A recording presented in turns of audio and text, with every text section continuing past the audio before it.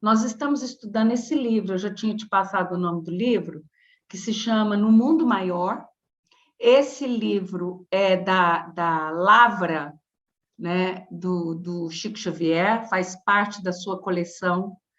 É um dos livros da coleção André Luiz. Então, André Luiz é um espírito que a gente costuma classificar ele de repórter do plano espiritual.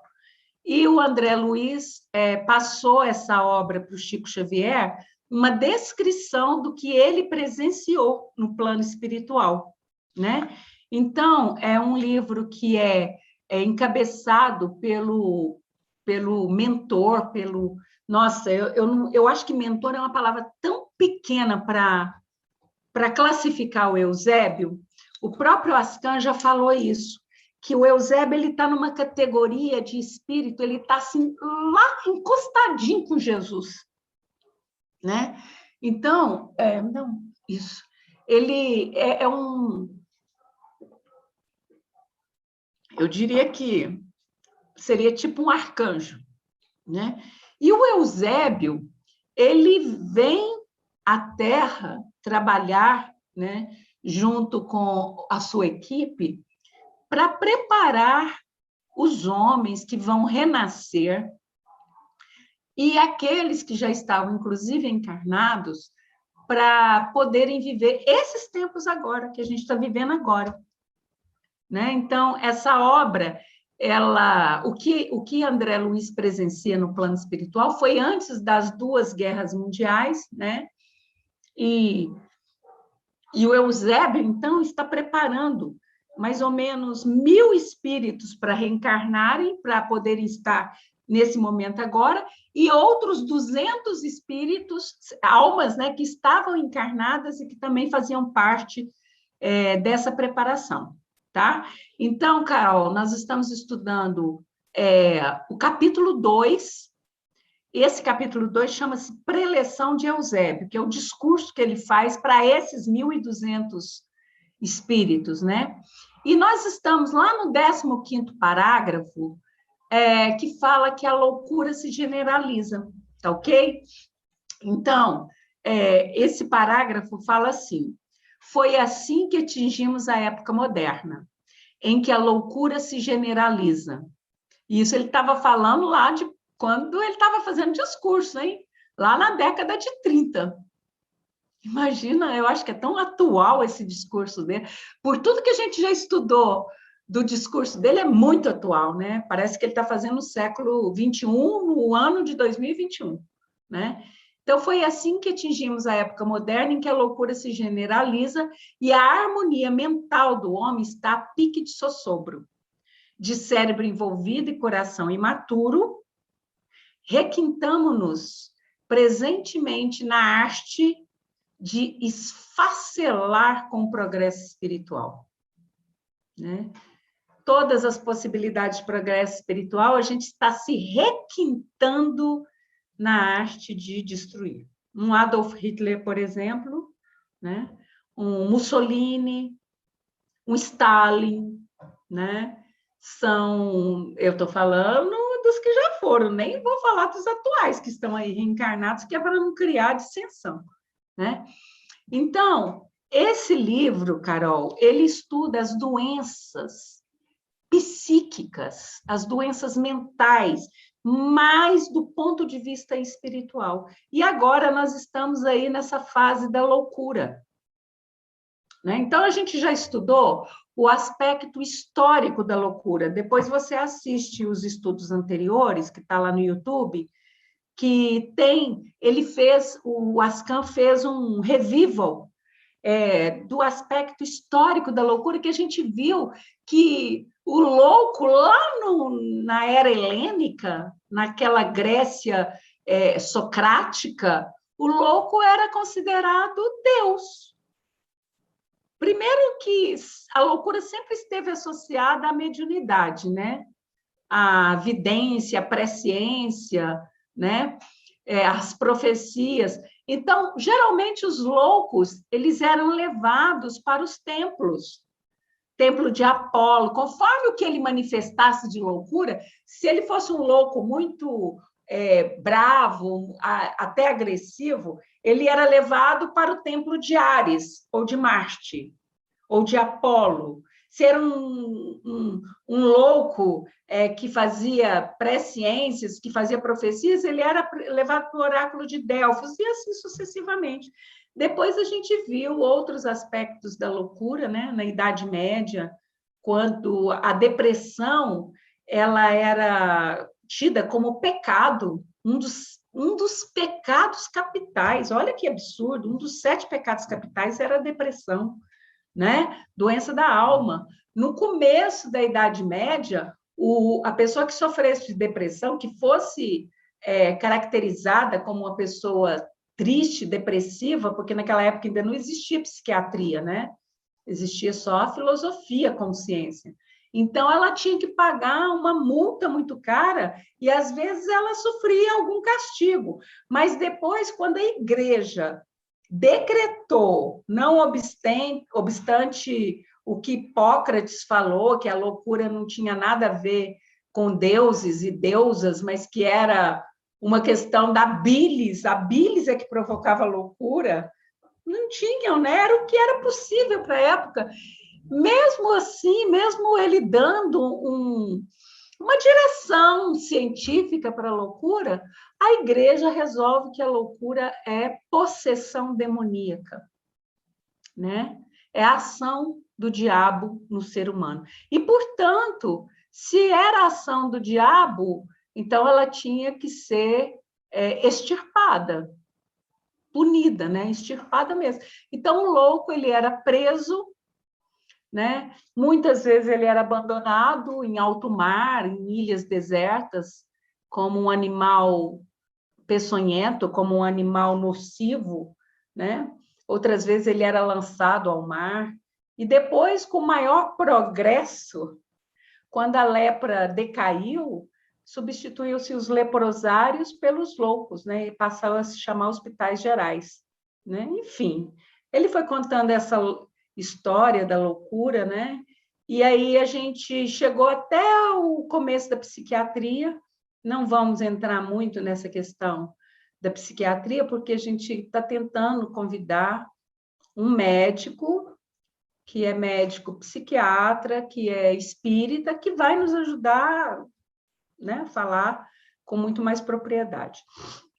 Mas o que toca esse mundo atual é o seguinte, é a dificuldade de entender quem são e quem tem algum tipo de distúrbio mental, porque hoje em dia isso é muito, muito, muito difícil.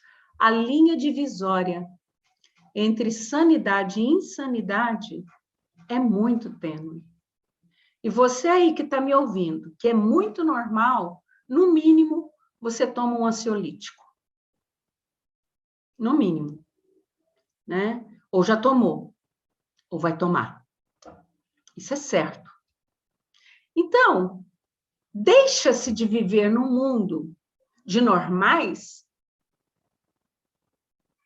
e isso é uma cela de loucos.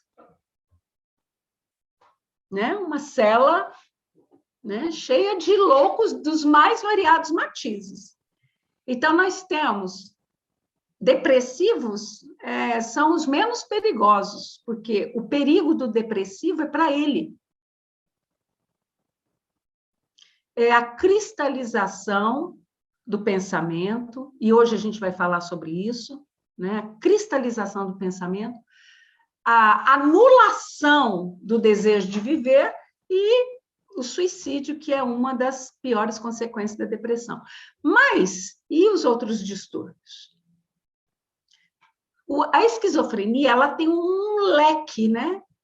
Um leque. Ela se desdobra em várias possibilidades, porque o esquizofrênico não é só aquele que tem mania de perseguição, que acha que todo mundo persegue ele, porque eles são seres inteligentes, são pessoas inteligentes, mas que vivem, a sua mente parou, num determinado ponto da sua história paralela ou da sua história passada, como queiram, né?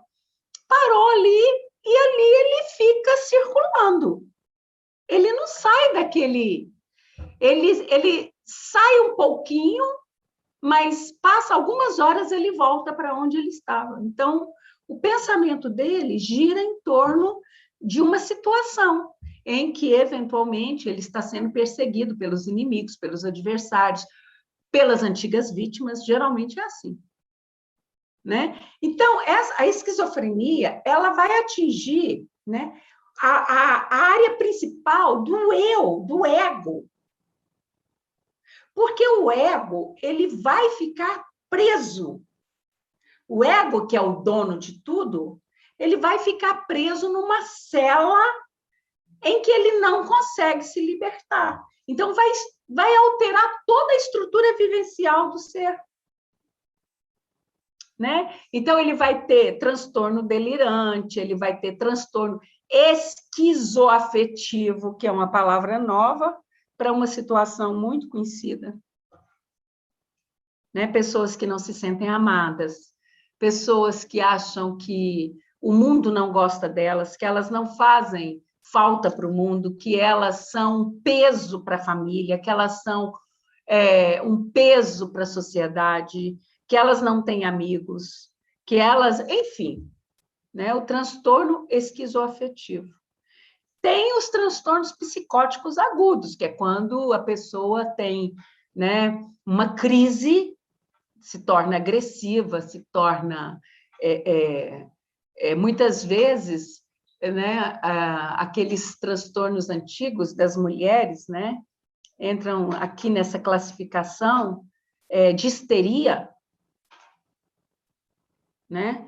Então, está aqui dentro do transtorno psicótico agudo. E o transtorno bipolar. Bipolar, nada, porque hoje bipolar está com sorte. Né? Porque a pessoa ela apresenta uma multiplicidade de caracteres que você não sabe com quem você está falando. Né?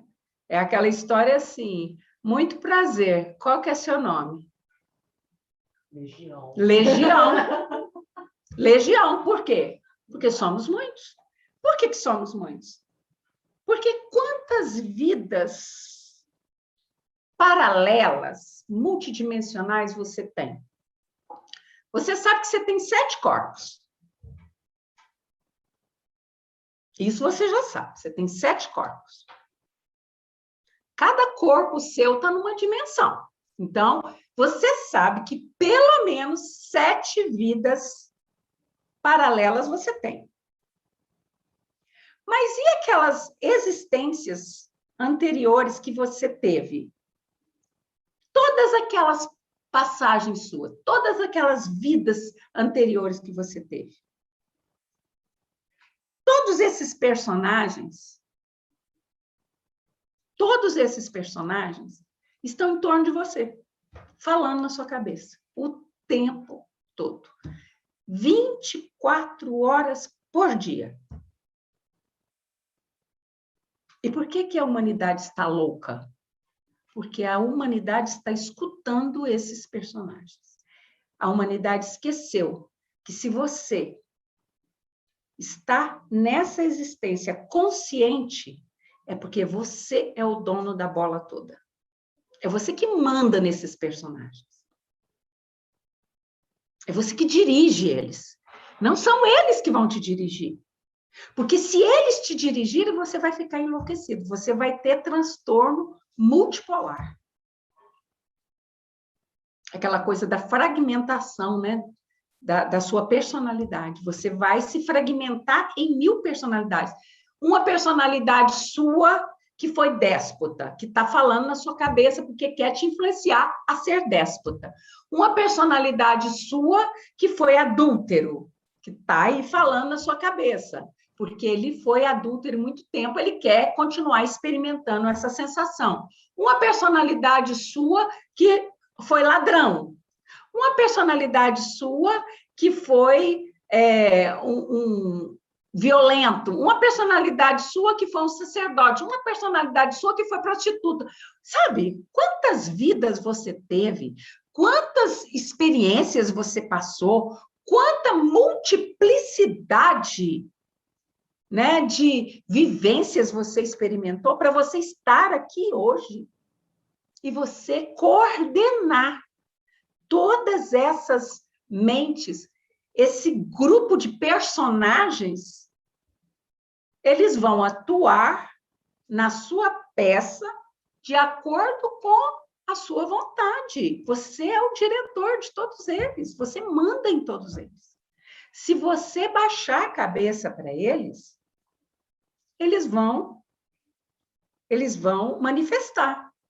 E aí entra a questão, se eles estão aqui hoje, né, falando na sua cabeça, como vozes no seu pensamento, é porque boa coisa eles não foram. Eles não venceram aquelas etapas. E eles continuam aí querendo influenciar. Então, é por isso que as pessoas estão ficando com tantos problemas mentais, porque elas foram embotando o seu pensamento de uma forma, vocês terem uma ideia, a glândula pineal, quando, né, aquilo que o Marcos estudou e que meu canal também trouxe de estudo, quando o projeto genômico do corpo humano terráqueo, né, foi aprovado por Jesus, né, a glândula pineal, ela tinha o tamanho de um ovo de galinha. Por quê? Porque ela tinha o poder de se comunicar pela mente, que era o que se fazia. No universo, não há a voz externalizada, até por causa da ausência, né, de oxigênio, da forma como tem aqui e tudo mais. Existe luz, o som é difícil. O som é o som que os corpos emitem. A frequência sonora que cada corpo emite. Então, a glândula pineal, ela foi projetada para esse corpo, né, de uma maneira grande, para que um homem pudesse se comunicar com o outro, simplesmente manifestando para o outro o seu desejo e o seu pensamento, e o outro compreenderia. Mas o que foi acontecendo ao longo desses milênios? O homem foi ficando cada vez mais apegado por medo, por crenças limitantes, por várias situações, ele foi ficando apegado cada vez mais à sua realidade, aquela realidade que ele foi criando, né? Inclusive, André Luiz, lá no seu livro Evolução em Dois Mundos, ele conta o caso de um homem primitivo, desencarnado, e que se negava a sair da tribo. Porque aquela era a realidade dele. Mesmo sendo apresentado a ele outra realidade, outras possibilidades, ele não queria sair da caverna. Olha o mito da caverna. E hoje, vocês desencarnados, vamos conversar aqui de amigo para amigo. Hoje, se vocês desencarnarem hoje, vocês vão sair da caverna? Não. Vai ser preciso uma intervenção brava, mostrar para vocês que a vida continua, que tem vida lá fora da caverna, que tem um sol, que tem homens andando lá fora. Vai ter, sabe, fazer um trabalho com vocês de doutrinação. Então, o homem foi embotando a sua glândula pineal com tanto medo, com tanta cultura errada, com tanta crença limitante, com tanta subjugação da igreja, de Roma, de não sei quem. Foi. E ela foi o quê? Gente, isso é a lei de Darwin. O que você não usa, né, atrofia. Vocês não têm mais cauda. O dente ciso de vocês perdeu a função. O apêndice de vocês não funciona como funcionava. Então, a glândula pineal também atrofiou. Então, a questão é o seguinte: hoje, né, os loucos, né? Os loucos são aqueles que estão descascando a sua glândula pineal, né? Os loucos são aqueles que estão quebrando, né, todo esse calcário que engessou a glândula pineal, que o impediu por muito tempo de conversar telepaticamente, mente a mente, né, de exercer o seu dom, essa mediunidade que vocês cantam, há 4 cântaros aí, que vocês exaltam. A mediunidade, no nosso universo, no universo de Nebadon, que é um universo, que é o de vocês, a mediunidade, aquilo que vocês chamam de mediunidade, ou sensitivos, para nós é a coisa mais natural. É mais natural para nós outros a mediunidade do que o tato, porque nós não temos necessidade de tato. E daí a gente ter perdido impressões digitais, olha, tem alguns apps que têm 3 dedos, porque não precisam mais de dedos. Não precisam mais de mãos. Não precisam mais de corpo físico. Né? Então,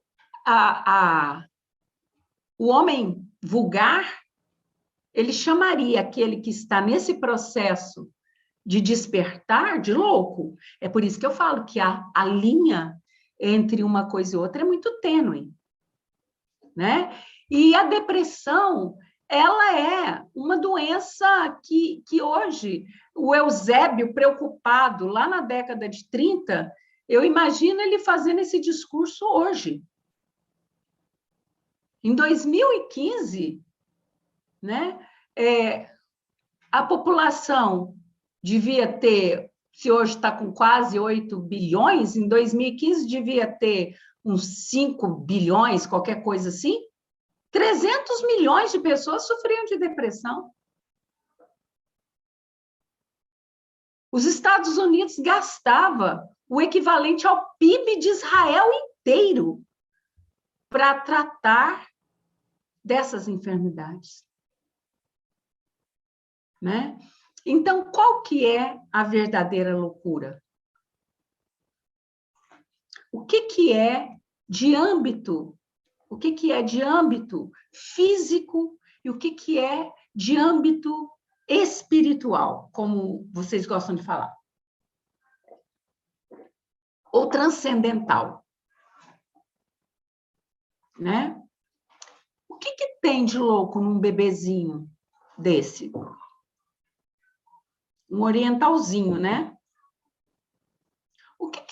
Quando vocês olham para o filho de vocês, no braço de vocês, para o netinho de vocês, vocês conseguem ver uma pessoa insana? Um doente mental? O que torna esse bebezinho um doente mental? Bom, Kardec já advertiu que o doente mental ele vai nascer com a predisposição genética para desenvolver a doença num determinado momento da sua vida. Tá, mas e se esse ser receber uma educação de respeito? Se esse ser receber um apoio da família com bons métodos, com boa educação, com evangelização, mostrar o caminho do bem, como é que seria a manifestação desse gene? Uma depressão leve, uma ansiedade, né? Uma bipolaridade, algo nesse sentido. Concordam? Então, qual é a raiz da loucura? A ausência de evangelização. E quando eu estou falando em evangelização, eu não estou fazendo aquela pregação religiosa, doutrinária, nada disso.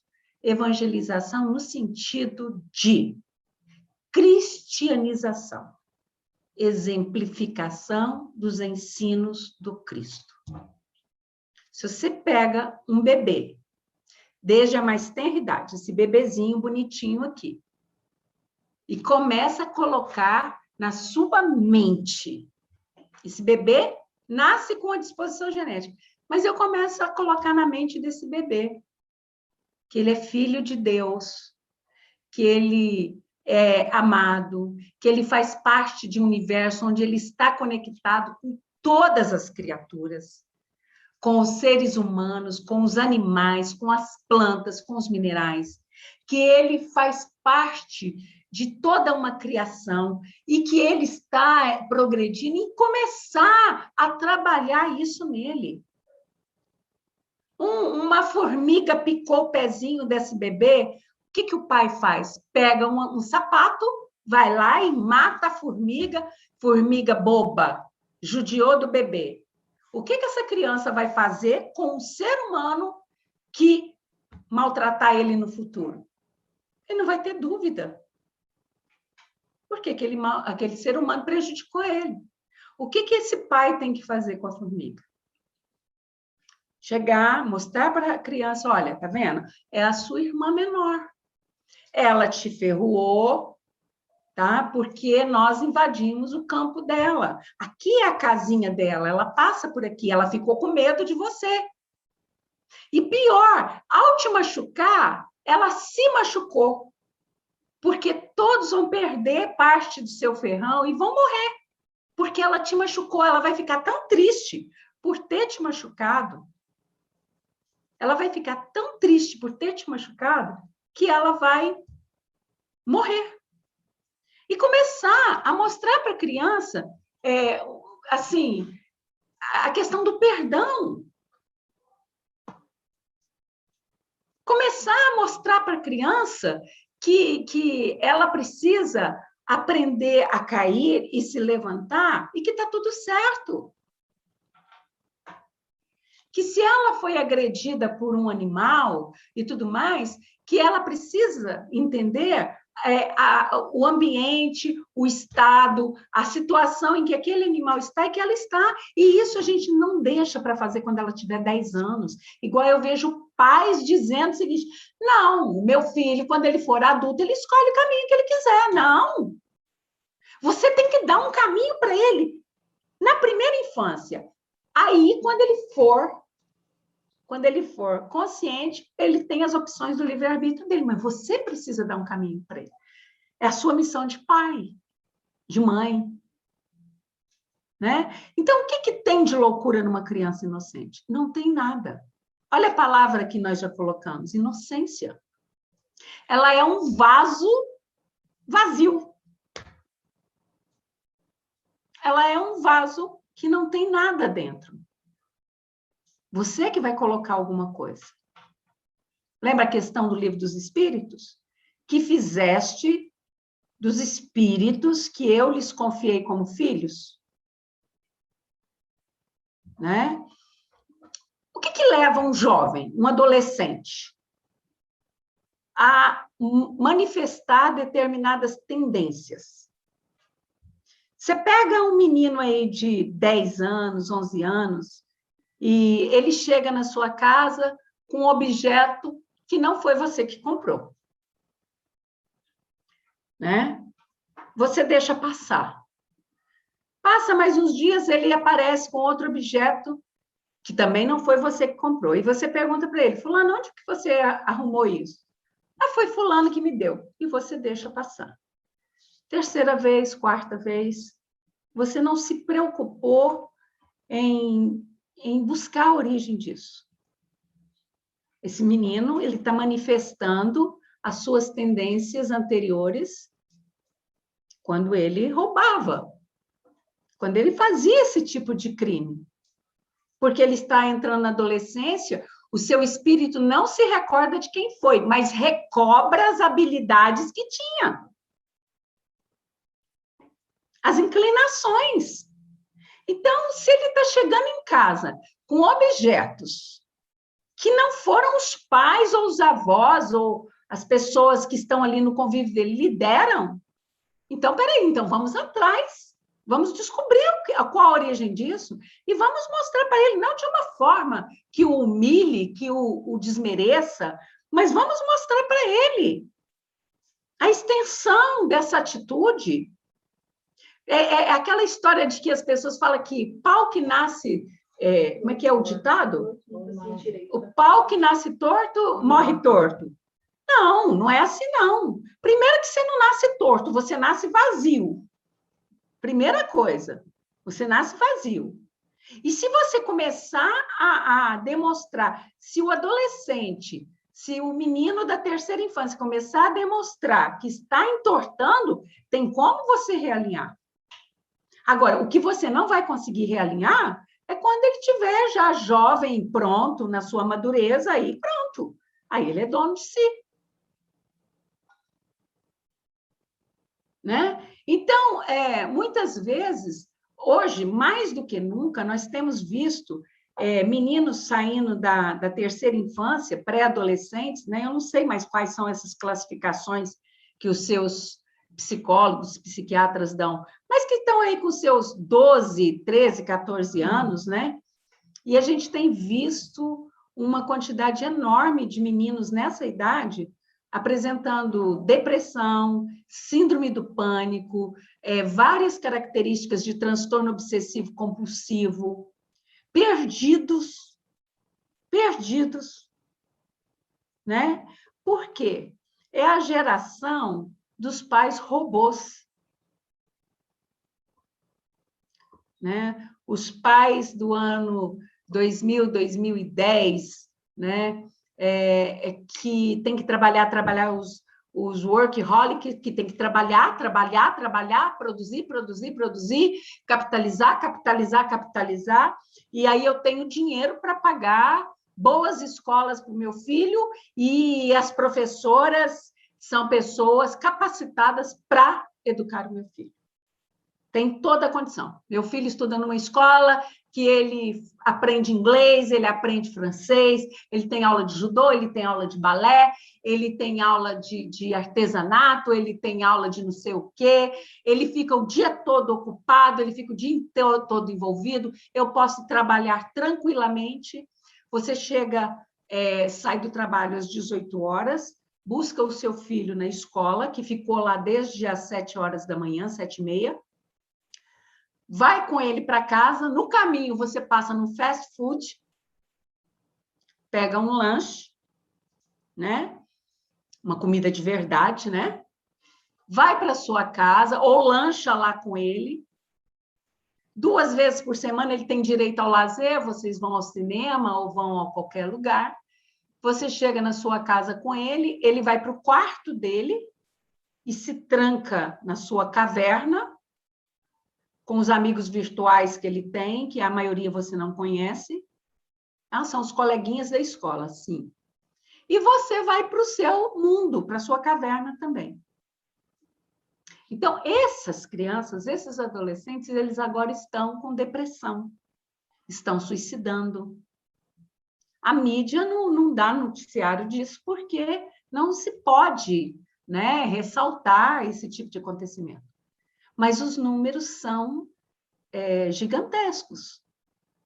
E o que leva um espírito, né, que tem essas tendências a se transformar? Ele teve 7, 8 anos da infância dele para os pais colocarem em seu coração um novo rumo, um novo caminho. Ele está entrando na adolescência, né? E o adolescente, ele está ali com uma explosão hormonal que coloca tudo em xeque. Coloca o seu questionamento de o que eu estou fazendo nesse mundo, o seu relacionamento com seus pais, né? O seu relacionamento com o outro, e principalmente com o parceiro sexual. E aí entra numa questão de que essa nova geração é uma geração assexuada, que não, ela está nascendo num gênero, mas ela não manifesta o gênero, porque isso para ela é irrelevante. Aí ela se interessa por outra pessoa do mesmo sexo, e aí começa todo um conflito familiar, muitas vezes mascarado, e que traz para essa criança sentimentos de vergonha, de inferioridade, e que vai alimentar nela um punhado de tendências que ela traz da sua vida anterior. E aí a gente chega nisso aqui, ó. Ou vocês acham que Hitler nasceu adulto? Ele não foi chocado na chocadeira. Ele passou por uma gestação. Em algum momento, a mãe dele o amou. Em algum momento, ele foi desejado. Ele foi um bebê inocente. Ele foi uma criança assustada com o que ele vivia em casa. Ele foi um adolescente, né, calado, sisudo, fechado, em 1001 conjecturas. E ninguém nunca perguntou para ele quais eram aquelas conjecturas. Né? Um adulto se transformou num adulto e um adulto se transformou num monstro. Agora, ele não se transformou num monstro naquela existência em si. Senão, tudo isso estaria contra o que Kardec apregoa na codificação, que a evolução é um processo dinâmico, contínuo. Mas a gente não tem notícia nos anais da história de que ele tenha cometido tantas mortes como de 6 milhões de judeus, no mínimo. Porque ali não está computado os próprios soldados alemães, né? As outras vítimas da guerra. Então, o que acontece? Né? Você tem que lembrar que vida após vida você vai acumulando, né, débitos. Né? Um homem que você não pode negar uma inteligência brilhante. Um homem que você não pode negar tinha um poder de argumentação, uma oratória hipnotizante, numa época que não tinha essa sonorização, esses equipamentos modernos que se tem hoje, e que, quando ele falava, você não ouvia nem a respiração da multidão. Se você não olhar para esse penteado típico e esse bigode característico, e olhar somente para os olhos dele, você vê um monstro. Né? E aí a gente se pergunta o seguinte: quantos monstros desse não estão por aí? Nos nossos colos, sendo embalados como filhos, como netos, como sobrinhos? Que tipo de formação nós estamos passando? Que tipo de orientação nós estamos dando? Né? Essa é a diferença de sanidade e loucura. Você tem que parar de pensar, porque até onde o dinheiro é o seu senhor e até onde ele é necessário. Você tem que passar a analisar quais são as suas reais necessidades. Quais são as suas reais necessidades? E dentro dessas reais necessidades, coloquem aí o lazer, coloquem a atividade esportiva, coloque, mas veja qual é a sua real necessidade. E trabalhe para atender esta real necessidade. Porque o resto é desnecessário. é resto. E aí você está perdendo um precioso tempo, uma oportunidade preciosa de colaborar com a regeneração da Terra em formando seres melhores para habitar essa nova Terra. E você fica esperando que a regeneração aconteça da noite para o dia. Você dorme hoje num mundo de provas e expiações, acorda amanhã numa Terra transformada, regenerada. E não é assim.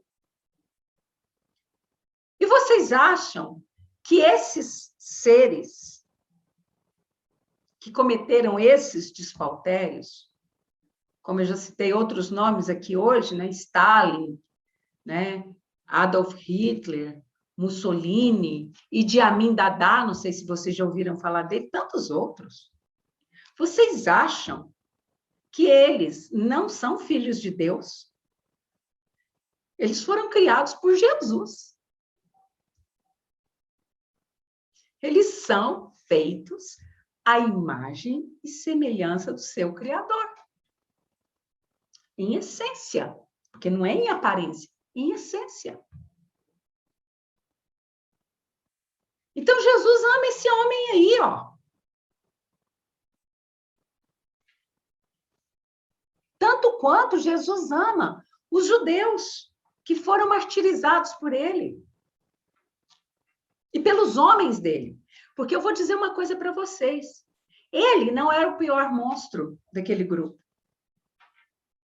Pior do que ele era Himmler. Josef Mengele. Eles eram muito piores do que ele.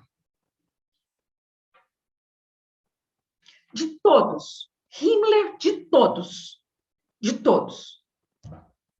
Porque Hitler, como que se chama nele quando é o cabeça da propaganda, do marketing? Ele é o que representa, né? Ele é o que representa aquele sistema. Né? Mas o que fez o sistema foi o Himmler. Ele que é o autor de todas aquelas atrocidades. Porque ele chegava por Hitler, por Führer, com o projeto pronto. Olha aqui, Führer, ó. Nós vamos, então, agora criar esses crematórios, já está tudo pronto. Quando ele chegava por Führer, já estava pronto. Olha aqui, então, nós decidimos que vamos criar campos de extermínio. Vamos fazer isso, vamos... E o Hitler assinava, quer dizer, a responsabilidade dele era igual. Mas o que eu quero dizer é que quem projeta, quem cria, quem planeja, esse tem muito mais responsabilidade. Ele era só um executor de ideias, né? Ele era um laranja, então. Ele era um laranja consciente. Diferente de Nero, né? Ele era um laranja consciente. Um dia eu disse aqui, e calei, porque meu canal falou assim, ó, tira isso da pauta. Um dia eu disse aqui que nós conversávamos com esse senhor aqui. Não é segredo de ninguém, não é, agora as coisas estão sendo clareadas, não é segredo de ninguém que aquele sistema surgiu em torno de um grupo esotérico, espiritualista, que fazia vários tipos de magia. Vários tipos de magia. Isso é uma habilidade que a criança Hitler, que o adolescente Hitler, trouxe de sua última existência. Porque antes de reencarnar nessa última vida, lá na Idade Média, ele foi queimado vivo por um sistema, porque ele era realmente um bruxo, um mago.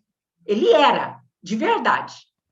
Ele conhecia os sinais da cabala, ele conhecia as evocações, sabe aquele livro negro de São Cipriano, todas aquelas magias, com pó, com osso de não sei o quê, ele conhecia. E ele foi condenado e morto por um sistema, né? Ele não era cristão.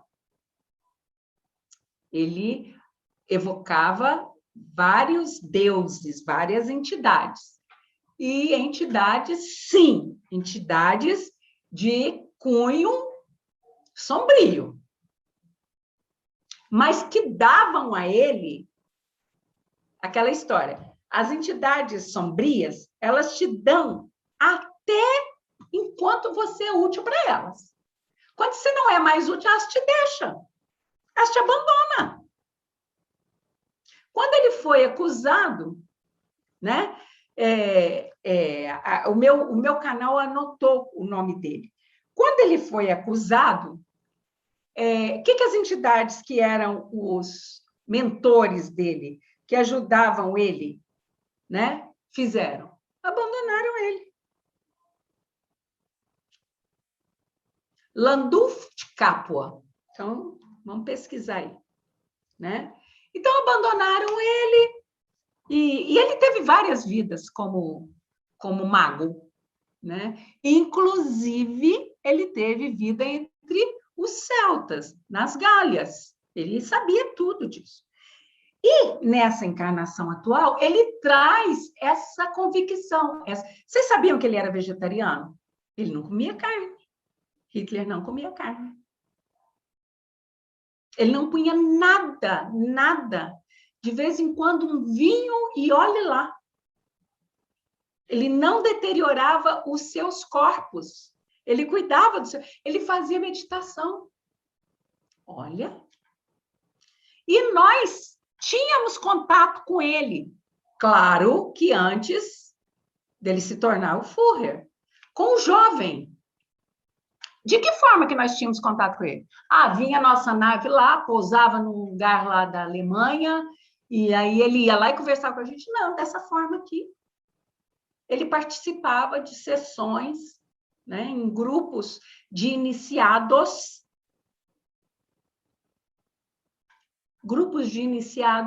magos, tipo, eu vou falar, não é para magoar, nem para ofender, mas do tipo como se fosse os Rosacruzes, os maçons, né? Ele participava de grupos de iniciados, que não propriamente a maçonaria, o Rosacruz, eu estou dando um exemplo, né?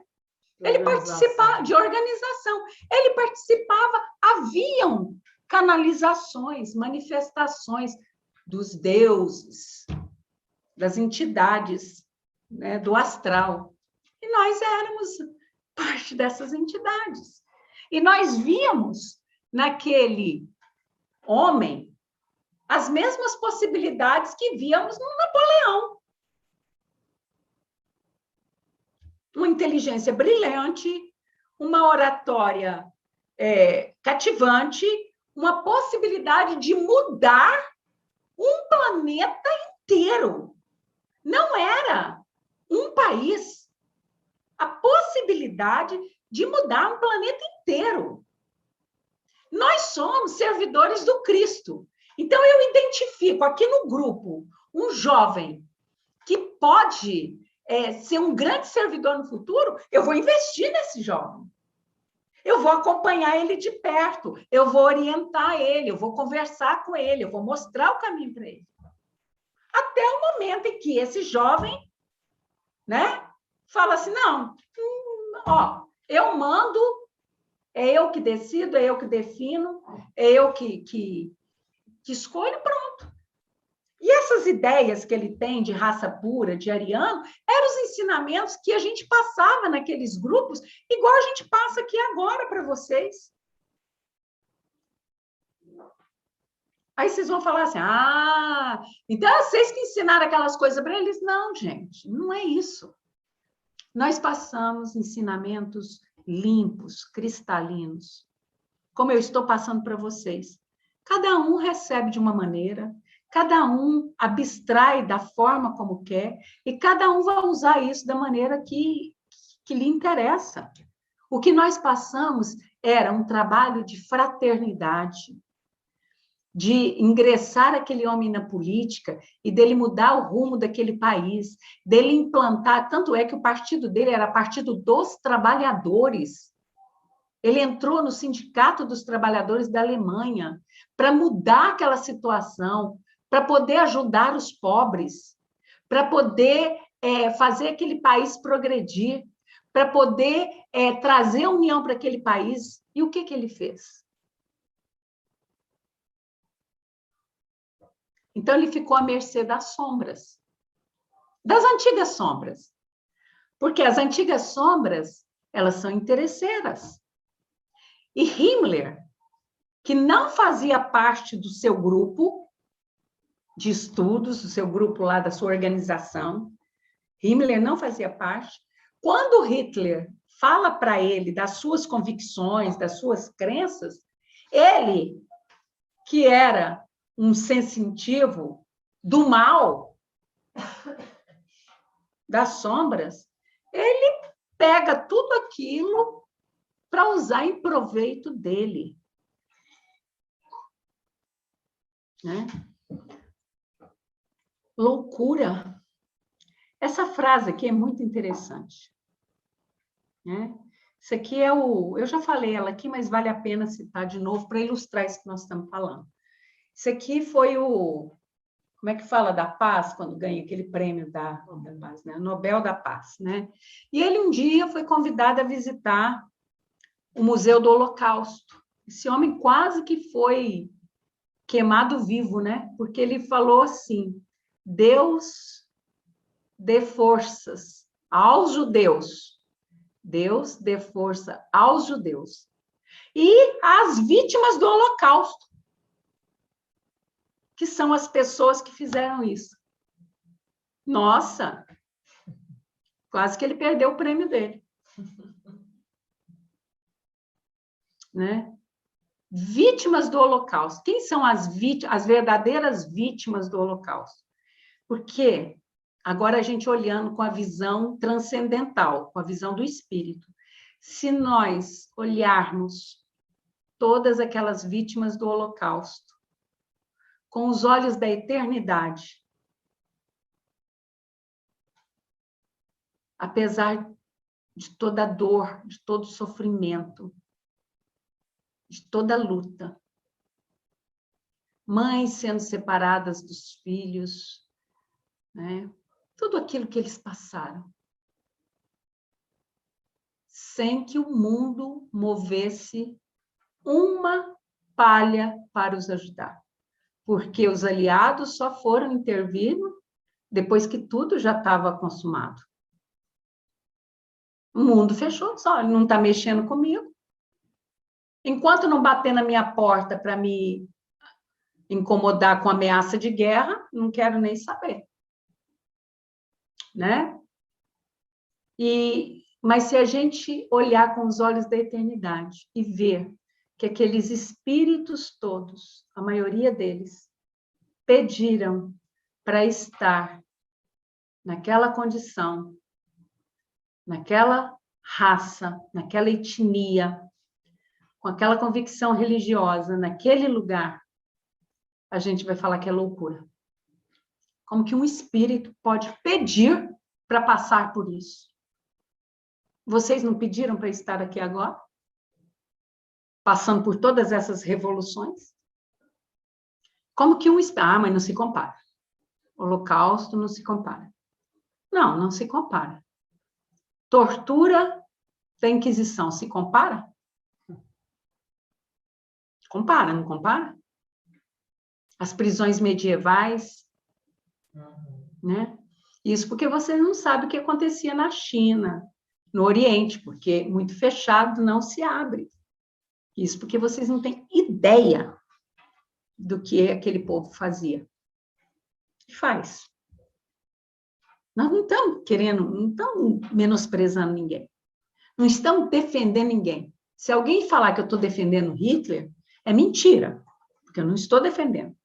Mas o meu papel aqui é sempre mostrar a essência. E ele foi um ser humano. E para Jesus ele tem recuperação.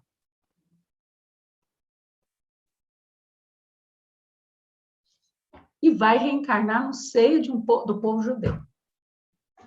Tem que ser. E por quê? Porque uma das suas reencarnações, lá atrás, muito lá atrás, todos vocês sabem a descendência real desse homem. Né? É bíblico.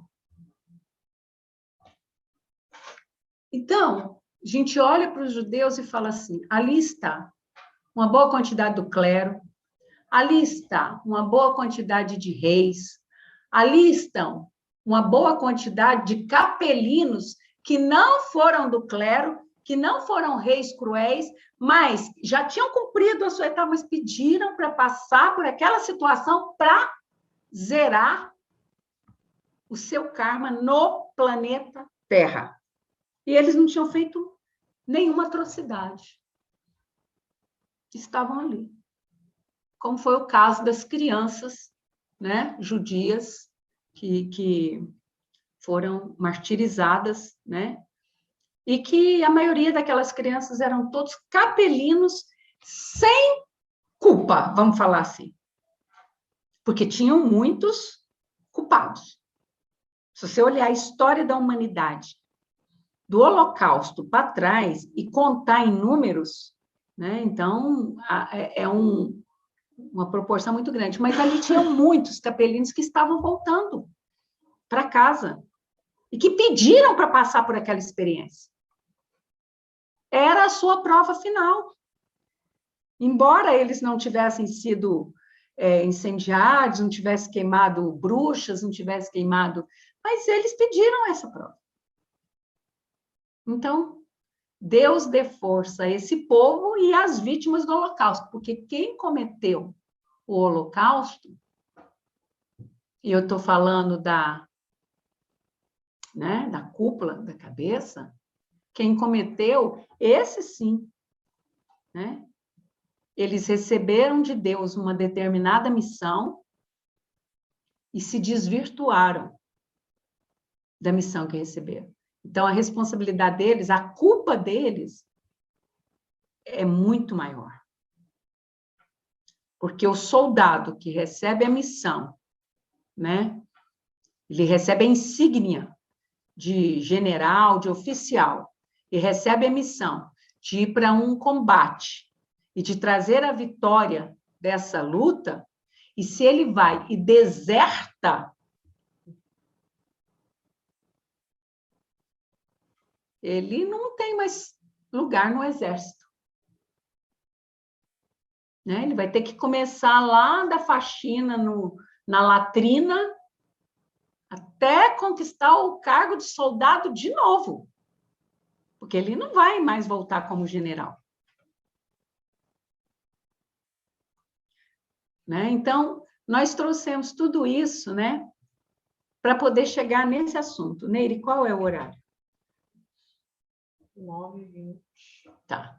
Para chegar nesse tema aqui, que eu quero trabalhar com vocês. Bezerra de Menezes fala que a loucura também pode ser resultante da ação fluídica de espíritos inimigos sobre a alma ou o espírito encarnado do corpo. Obsessão. Né? Obsessão. Mas por que eu trouxe toda essa história aí de nazismo e tudo mais? Bom, nós sabemos que o progresso dos espíritos é o ponto fulcral da doutrina espírita. A doutrina espírita existe para trazer ao homem a informação de que ele precisa progredir, que ele precisa evoluir. Isso é o ponto principal, né? E, ao contrário do que as pessoas pensam, que o espírita é um masoquista que gosta de sofrer, não. A doutrina espírita mostra que é pela dor, que é pelo sofrimento, que é pela privação que o espírito amadurece. Alguém aqui amadurece pela Loteria Federal? Não amadurece, porque esquece loguinho das necessidades. Né? Então, o motim da doutrina espírita é convencer o espírito a não ser reincidente nas suas faltas. É claro que ele vai evoluir, evoluir, evoluir, até chegar à perfeição. Não a perfeição de Deus, mas a perfeição máxima que ele pode alcançar, até tornar-se consciência una, grande consciência, né? Bom, aí a gente entra nessa questão da cristalização das ideias, que é o caso de um reencarnante na situação de Hitler, por exemplo, né? Foi o próprio Chico que disse a respeito da situação de Hitler, né? Que ele foi tirado da Terra quando ele desencarnou, ao desencarnar, no momento em que ele desencarnou, não necessariamente na Alemanha, né? Mas que ele foi levado pela bondade de Jesus, né? Ele foi transmigrado pelas nossas naves, porque ninguém vai voando, né? Para Plutão, né? Dada a condição de Plutão, um planeta altamente denso, né? Com espíritos ali que estão num processo de regeneração, mas o planeta é muito denso ainda. E por que para Plutão? Para proteger Hitler. Jesus leva ele para os confins do sistema solar para livrar ele do assédio das suas vítimas, que deixam de ser vítimas e se transformam em quê? Olha a roda da fortuna, se transforma em algozes. Então, aqueles capelinos que foram vítimas do Holocausto voltam para a capela como luzes. Aqueles judeus, ciganos, homossexuais, mendigos, paralíticos que desencarnam no Holocausto com entendimento, com humildade, vêm agora como benfeitores da humanidade. E aqueles que morrem revoltados, aqueles clérigos que não se conformavam, etc. e tal. Eles se transformam em quê? Em algozes. E estão procurando por Hitler, por Himmler, por Josef Mengele, por todos aqueles, né, seres que praticaram toda aquela arbitrariedade. Então, Jesus, o próprio Chico fala isso, que Jesus, por sua bondade, acha por bem levá-lo para Plutão, até que os ânimos se acalmassem e ele pudesse reencarnar novamente. Né? Ele pode reencarnar tanto em outros mundos primitivos, dada a condição, né, em que ele está, né? Ou ele pode reencarnar na própria Terra, sim, que está passando por um processo de regeneração, ter pais amorosos, que recebe um filho cego, surdo, mudo, defeituoso, com paralisia cerebral, para dar a ele amor, para dar a ele novos caminhos, enfim. Quem vai saber? Mistérios de Jesus, né? Então, o que é o monodeísmo? Né? É a ideia que se cristaliza num único pensamento. Então, por exemplo, o suicida, ele cristaliza o seu pensamento no instante final daquele ato. Por exemplo, eu contei aqui para vocês o exemplo do suicida que deu um tiro no ouvido e que ele tinha, inclusive, o cacoete, né? Não sei, de segurar sempre o ouvido, mesmo quando ele recebeu o socorro, que ele foi levado para um posto assistencial, ele estava sempre com a mão no ouvido, porque a sensação é que o sangue estava jorrando e ele continua com aquela. E assim, quando o espírito não tem aquela boa vontade de despertar, de acordar, ele continua nesse pensamento de que ele continua dando tiro, indefinidamente ele dispara aquele tiro infinitamente, o sangue jorra infinitamente, a dor vem infinitamente, e o pensamento dele fica cristalizado ali. E é isso que nós vamos estudar a partir da próxima semana, nesse estudo das doenças mentais. Vamos entender um aspecto da obsessão que é influenciado pelos corpos ovoides, pelo monodeísmo, né? Essa cristalização do pensamento, ela vai causar o atrofiamento e, por consequência, né, aniquilar com todos os atributos, né, físico-motores de todos os corpos. Os 7 corpos que você tem vão ser alterados, vão ser modificados, né? Você vai perder aquela forma perispiritual que te dá essa plástica. Então, nós vamos, a partir de algumas outras obras do próprio André Luiz, tentar entender isso aqui, e por isso eu trouxe esse exemplo do Hitler. Primeiro, porque eu não gosto que vocês saiam julgando ninguém sem vocês entenderem que todos são filhos de Deus. Primeira coisa, não é? E segundo, para vocês entenderem quais são as causas que levam uma pessoa, às vezes, a agir dessa maneira. Quantos corpos ovoides estavam implantados ali na mente do Hitler? O que esses corpos ovoides emitiam de frequência de pensamento fixo? É isso que a gente precisa entender. Então, lá no livro Nos Domínios da Mediunidade, do mesmo autor da obra que está se estudando aqui, diz André Luiz o seguinte: desencarna-se a alma sem que se lhe desagarrem os pensamentos. Porque o que morre? O que acaba? O corpo físico, a matéria densa. Mas a alma, ela não muda.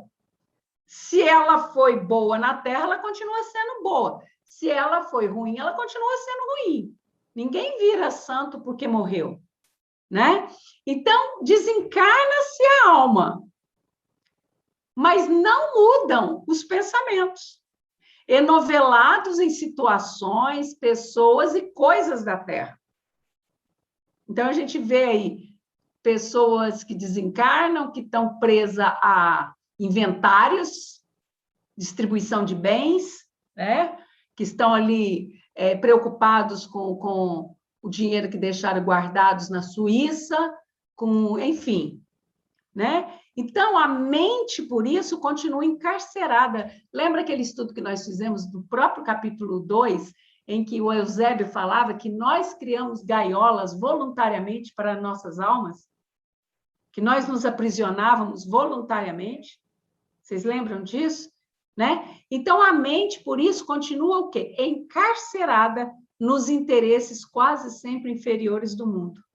Cristalizada e enfermiça em paisagens inquietantes criadas por ela mesma.